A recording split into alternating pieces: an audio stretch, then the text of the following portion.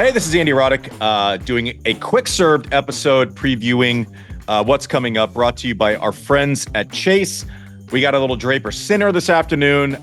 We got the big one, 7 p.m. Frances Tiafoe, who is going to be the first American in the Slam final since 2009. Jessica Pegula did her part, grinding out a semifinal win over Karolína Muchová last night, and Sabalenka outplaying Emma Navrro.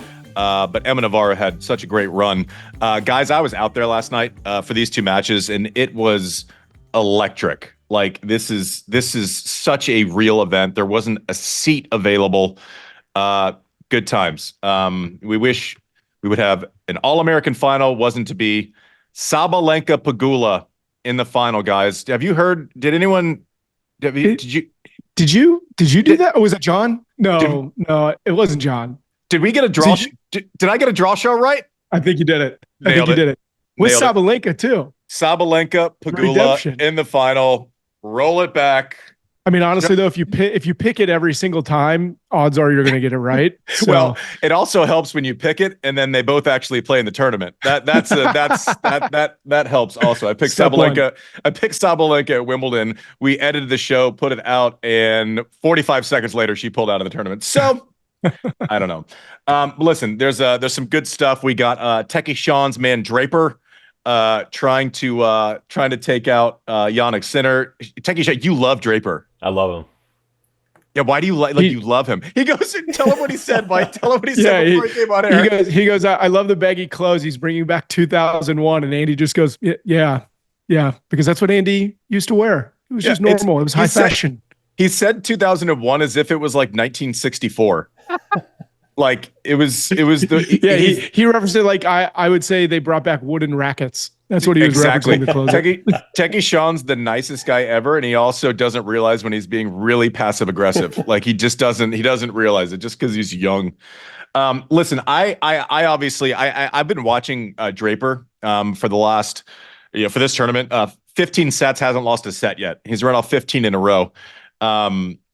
He's always had a big serve. I walked past him in the locker room during fan week, and the guy looks like a linebacker. He's 2 or 3 inches taller than I am. Like he's a big dude, imposing. The serve has kind of always been there. The backhand, and this is coming from someone whose backhand was a struggle and a point of stress for most of my life, was average for a while, and it could go away, and it felt like obsessed with trying to take a line sometimes. He is just drilling that thing middle or cross court, making no apologies, and then just waiting for someone to miss the redirect and then getting a forehand. I love the way he's playing. A lot of improvement physically too. He was a guy who the book on him for a while was, if you get him to 2 hours, 2.5 hours in tough conditions, physical points, the body would start to give, right? You saw him cramp a lot early in his career. I did the same thing before you start figuring out that magic, combination of food versus fitness versus stretching versus preparation. And it seems like he's kind of found that thing. I don't know if there are any changes in the actual fitness regimen, but the body looks a lot stronger. It looks like he looks like a man and not a boy now. And he is playing great stuff. Has been drilling guys this week. You got something, Mike? I mean, I just think it's crazy. He's only 22 years old. I just looked it up. I was like, oh man. I was like, how old is this? Because you're right. He is a big dude. Yeah. And so I just assumed he might have been a little bit older because a lot of the guys at that age aren't really filling out yet. You know, in tennis. You mean 22, otherwise known as 2 years older than Alcaraz? I mean, that's insane. Yeah. Only 1 year now, technically. Yeah, 1 year, true. Yeah, I guess. Well, yeah, we're something like that. But point being made, we're mad that Carlos lost second round, and he's also just turned 21. Against Jannik Sinner, who, the other night against Medvedev, I thought that was going to be a lot tougher match. I thought there would be a little bit more mental accumulation of scandal with Jannik Sinner. It seems like everything has kind of died down, and he is just back to business. Got off to a rough start against Sean's other guy, Tommy Paul. I'm starting to figure out that Techie Sean just likes really good-looking guys. Who doesn't? Yeah, I mean Tommy Paul. Yeah, it's like he cheers for the guys that are like Ralph Lauren models. He loves Berrettini too, I'm sure. Of course. Yeah. but he got off to a little bit of a slow start against Tommy Paul. He looked a little bit edgy. That winning that first set, since that first set of Tommy Paul, he's looked like full Jannik Sinner. Taking out Medvedev, and it was 4 sets, but it was a pretty lopsided 4-setter. The sets that Sinner was winning were pretty straightforward. That was a massive win. I love Draper. I love the progress Draper's made. I like the consistency with which he's breaking. He used to not break serve a ton and would just rely on kind of those pressure situations with his serve. Love all the progress, and there's just not a match left in this tournament where I'm going to choose against Jannik Sinner. The guy throws haymakers off both sides. Like Chris Eubanks put it really smartly. He said, when you're playing him, it feels like he has 2 forehands, right? He can like burn you off of either side, and he can play defense on either side. Also the leftiness, right? When you're playing a lefty with like a massive serve, that left hand on the 2-handed backhand, you kind of have to use that outside hand to really kind of square up the ball as it's kind of squirting away from you to the left. Guys that are not as strong in that backhand side, Draper's serve has a lot more of an effect. Sinner is so strong in that backhand side. He's going to be able to kind of create the impact against that spin to make returns consistently. I'm curious to see where Sinner returns from. He's been going back a lot more this tournament. I'm curious. I just can't imagine on the ad side, on first serves especially, that he's going to go back and give Draper that out wide slice serve way wide. Curious to see where Sinner sets up on the second serve. I'm guessing back, and then if things don't go his way, I'm guessing he might step in a little bit. But I just not going to pick against Jannik Sinner. He's number 1 in the world for a reason. I think he wins this tennis tournament. And I don't think that's really going out on a limb too much. But when they get neutral, Sinner's just going to beat him to the corners, right? He's not going to let Draper hit 2 balls in the same spot. He's great at switching directions. Sinner just beats you with speed and pace. Right. Once he gets on that front foot, it's tough to get away from it because you're playing defense and you're also trying to fit the ball into certain spots to get away from it. And kind of once he takes control, it's like a dog. Once they get their teeth into you, it's tough to get away. That's like Sinner in neutral rallies. He makes it not neutral very quickly. Next one, Fritz Tiafoe. Fritz coming in, I think, is 6-1 against Frances. This is one of those ones where you meet someone when you're 10 years old, and then all of a sudden you're playing them in the semifinals of the U.S. Open. That old song and dance. So they're going to know each other. I don't think they're going to be a lot of surprises. I have to think that they've practiced with each other, a lot of weeks on tour. It's pretty straightforward because they don't do the same things really well, right? It's like you can break this one down where straight just, banging heads against the wall, creating speed flat from the middle of the court. Fritz is better at that. Right, he probably serves better, serves bigger, gets a little bit more action on that slice serve, and then just wants to kind of belly up to the center of the court and just bang. Right, he just wants to he wants to get in the middle of the ring and just throw punches. Whereas Frances, not as much speed on that second serve. Kind of has to use the serve as a setup a little bit more. He has 135, 136 in his arm, but doesn't get the swing that you would normally see with someone who can serve that big on the slice serves. Obviously, Frances moves way better than Fritz, but he relies on that movement a lot more than Fritz. He hits the chip. I think Frances has, he's one of the top 3 volleyers on earth, including Muchová, by the way, is in that conversation as well.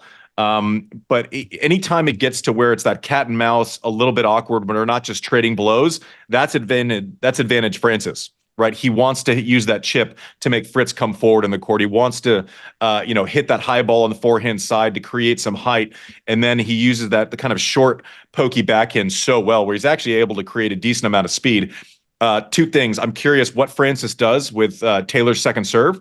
Right? Does he hit that little punchy thing and come in and just try to rush Taylor? And how he gets out of the grasp of Taylor if Taylor sets up in the middle of the court? Is that a chip line? Is that an angle forehand cross court? He's going to have to. He wants to get Fritz towards the edges, right? He wants to get him towards the sidelines in order to kind of break up Fritz just going blow for blow from the middle of the court. And if you're Fritz, you want to go big serve, first ball. You're letting it rip, Tater Chip. Like, it's not a lot of thought involved. You don't want the extended rallies as much with Frances. You're not trying to get out of them, right? It's not like a Medvedev where it's like, God, I got to get out of this because the monotony and his speed is just killing me. It's like water torture or water erosion over time. It doesn't feel that bad, but then it gets worse as you go. I don't think it's that. I just think he realizes if he's on his front foot against Frances, that's where he needs to be. What's up, Mike? Did you ever have to face another American this deep into the U.S. Open? I'm just curious about, like, the crowd's been behind both these guys so hard, and I know we're not going to pick one or the other here, but I'm so curious about what that mentality is like. Yeah, knowing you've had the crowd the whole time. Yeah, I never not at a slam. I never played. I don't think I did. I played Marty in Australia, but not at the U.S. Open. I didn't play a ton of Americans at the U.S. Open. I'll tell you what, though, the year I won, I almost played Andre in the final. He lost to Juan Carlos Ferrero, who is now, for Teki Sean's generation. For my generation, he's the former world number one. For Teki Sean's generation, he's Alcaraz's coach. I'll tell you, I did not want to face Andre in that final. One, the matchup was way worse for me. I wanted to play Ferrero, and two, I didn't want to have to deal with the kind of mental gymnastics of playing your idol, not getting the crowd support, which that early on in my career, rightfully so. I was still new. Andre was established and they had been in love with him for, decades. I did not want that. I got to think, so Frances is going to use the crowd more. He's going to give them the attention that they want for feedback. Taylor is going to kind of be head down. I don't think it's going to affect him much. I can't see a scenario where even if they just know Frances better at this tournament, because I feel like he's going to have to pay taxes at some point for the amount of time that he's spent on Arthur Ashe Stadium. Like New York's coming for him. But Taylor Fritz, is kind of asked to be on Armstrong consistently. Only made his way over to Ashe for the quarterfinal against Zverev. But I would be pretty surprised if it was like overwhelming one way or the other. I think the crowd is rightfully so appreciative that we're going to have an American in the final. I'd be surprised if they were kind of overly enthusiastic for one player or the other, but maybe I'm wrong. And if that was the case, I'd guess it would be for Frances, just based on familiarity with this specific court and this specific crowd. Yeah, I'm really interested to see how that shakes out, because it's one of those things that either the crowd could be completely even keeled or the energy in there is just going to be so amped up. Yeah, and it's funny because we used to see it with Venus and Serena, where everyone was so pumped for the match, but then you would get out there and was almost kind of dead because you didn't want, later in their careers, it's like a celebration, but early in their careers, it was kind of weird. Like it was a little awkward. Like the crowd didn't know who they love more. They didn't know when to get in, when to get out. It could get a little awkward. I'm curious. I think that's a good point. I don't know what the answer is. Playing most Americans never bothered me. I actually liked it. But Andre specifically was one that I didn't really want to deal with. But I don't think that's the case here. They're the same generation. It's not as if they've been in love with one of them for 15 years or 20 years. And one of them's not like some young punk upstart. So I don't think that's going to be the issue. As Mike alluded to, I'm just not going to choose in this one. I'm so sick of saying something and then having these guys have to deal with it, not being self-important, not saying that they would have to, but just on the off chance that anyone goes, well, Andy chose against you. Like, I just don't, I just can't do it. I don't want to. I've never faded anything on this show. I don't want to fade anything on the show, specifically with these two guys who I'm cheering for both of them. I'm just not going to do it. The X's and O's seemingly have favored Taylor over time, but I think that caveat with this, Frances could be, he spent most of his year being 30 in the world, and then all of a sudden he arrives to Cincinnati leading into the US Open, and he's decided he's top five. So it's just the way it works. Him specifically in this venue, I think makes it a pick 'em, and I'm just not going to do it. So there's that. And the other thing, like, listen, last night, I'm so happy for Jess Pegula. What a great story of someone who wasn't top 100 until she was 25 years old, wasn't top 10 until she was 28. Lost her first 6 U.S. Open, or sorry, not U.S. Open, Grand Slam quarterfinals. Beat Swiatek the other night. I was watching that one. Just went out and took her lunch. It was fantastic. And last night Muchová in the first set played the best set of tennis that I've seen in maybe 5 years. It was a joke. Like it was like she was in video game mode. I mean, Jess said afterwards, right? She made her feel like she was an amateur. It was like embarrassing, and it was insane. I mean, Muchová is so much fun to watch. But credit to Jess, because last night it wasn't about the tennis. Like she was able to you could see she was rattled, and she was telling like, I can't do anything. Like, what do you do? And then she just kind of stayed the course, was able to turn it. That was a match that was extremely earned and not given from Jess Pegula, where it wasn't as if it was like the Swiatek match where you go out and it's one of those 5 times in your life where everything works in the right venue, the right situation, and you get out there and everything is clear. Your decisions are clear. You're seeing the ball. The form that you brought in translates for the moment. She had to problem solve last night in a big way, and it was completely different. And what Jess likes to do is get rhythm and dictate points, right? Flat to the corners. Something Jess is doing amazingly well. One, she's serving way better. She's never going to be someone who serves you off the court, but she's getting that little action on like that ad serve when you're hitting the slice and it just tails a little bit. The second serve is turning a little bit. It's still 76 miles an hour, but it's not that clean hit. It's going to be a stress test against Aryna Sabalenka, right? Specifically Sabalenka. When Jess and I have talked in the past, and it's like, what do we need to improve on serve? How do you go about it? And the process is like, she name checks people like Swiatek and Sabalenka, where it's, I need just a little bit more movement so I can kind of get past that first strike and not get the racket taken out of my hands immediately. I chose Sabalenka from the start. I think I have to choose her again just based on form. I hope I'm wrong. Credit to Mark Knowles. Mark Merklin. Not easy to leave someone like a David Witt, who has proven his value with Frances Tiafoe, and also for a relationship with Witt and Pegula that worked for so long, and then they decided to split. No animosity, just we need to shake things up. It's a little bit stale, which happens in tennis. Jess going on and doing better. David going on and having success with Frances Tiafoe. Everyone wins. Let's wash our hands of it and celebrate both sides of it. I think that's a great story. Sabalenka, it's the thing that we can't get over with her is like, because she emotes so much, right? Because we can read and she's fun to watch because you always know what's going on. We're like, oh, she's up and down. She's not up and down anymore. She's consistent. She literally is like 23 or 24-1 on hard courts this year. She is the most reliable semifinal participant in the women's game right now. Swiatek dominant on clay, but can get exposed, in slams on the wrong surface for her against the wrong player who can use that surface against her, like we saw the other night with Jess Pegula.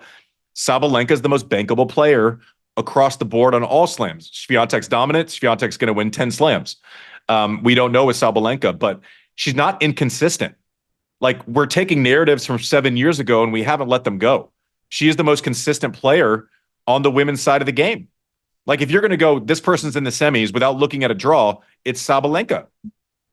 It's just what it is. And she is an absolute powerhouse. She is the most clear comp, minus the movement, because the person I'm about to mention moves way better. Obviously did it for 25 years. Serve was probably a little bit better, but just as far as pure raw power, and like, I know she's going to come up and, just get that first strike in on me, and then I'm kind of rattled from there, is Serena Williams. Wow. That's the game comp. She comes out, you know what she's going to do, and you can't do anything about it. Sabalenka is going to come out and rip it, Tater, and you know what's going to happen, but how do you get away from it, right? Like, when someone comes in and a heavyweight boxer comes in and lands that first shot, you're guessing where that next one's going to come from, right? You're just kind of looking around. You're just trying to get out. You're trying to get out of trouble. So how does Jess Pegula get out of trouble? She's going to have to serve well. It's a non-negotiable. If Jess Pegula serves 45% in the first set, she ain't winning that set. Sabalenka, one thing she did is, like, she fixed serving yips in like 3 months. Like, the pain with which it was hard to watch her for a moment in time because the serve was hitting the top of the frame and bouncing before the net. She was in a terrible place. And now you would never know about it. She's a mental marvel. Like, just because she gets pissed and emotes doesn't mean that she's not mentally rock solid. Last night against Emma, everyone cheered against her. She just went to work. Now, it emotes. It's not the Borg thing. It's not the Emma Navrro thing. It's not the Federer thing where we don't see it, so therefore we give him credit for it. She's tough. She is just so tough. I like Sabalenka in this match. Jessica Pegula has to serve well, has to switch directions early in rallies, right? If Sabalenka gets 2 or 3 in the same spot, it's very tough. I like the chip that Jess Pegula has been using. Something Jess has been doing amazingly well is getting out of the corners. She's never going to be the best mover on tour. It's just not what her game is. It's not what her makeup. But she's been able to find depth from the corners. She is really going to have to find that against Sabalenka, right? And she's going to kind of have to up her risk profile a little bit from those corners. So a lot to ask, but something's brewing for Jess Pegula. If I had to bet a kidney, I still have to bet on Sabalenka. So before we take off, can we talk about Emma Navarro's run through this? Yeah, I mean, she's just good. The backhand sails through the court. She's a great problem solver. She is a great competitor. The serve is good. She's just getting better all the time. And I think she feels like it's weird. We treated her like when she would break out, it's like, oh, that's a fun story. No, she's a great player. Like, it's not a fun story anymore. Like, she's going to be a top 10 player. That's just who she is now. Probably that before this tournament and definitely that leaving this tournament. I mean, imagine going from like you're playing, minor league events in Tyler, Texas in October, and then consistently in progression in the same year, you go 3rd round slam, 4th round slam, quarterfinal slam, semi slam. Does that sound like progress to you? I'm not real smart, but does that sound like progress to you? Generally trending up is a good idea. Yeah. And winning fans at the same time. Right. Just with her demeanor. I love this like ice cold thing. She doesn't react. She's cool. I just think she's really cool. She still can't rap. So I'll get in trouble for saying that. That'll be the headline. In true to form, I can't get out of my own way. That will be the headline, but they'll ignore all the great stuff that we just said about her. But yeah, I'm glad you brought that up because the respect is earned. The adulation that she's gotten this year is well deserved. So exciting times. I cannot wait to watch this match tonight with Tiafoe and Fritz. I can't wait to watch on Sunday where we have an American in a Grand Slam final for the first time since 2009. I can't wait to see Jess Pegula go for a Grand Slam. I hope she can pull it off. But I have just an outsized amount of respect for Aryna Sabalenka. She has just grown as a player. She is an absolute champion. I don't know. We'll check in. We'll check in before the next one. This is Quick Served, brought to you by Chase, and we'll see you.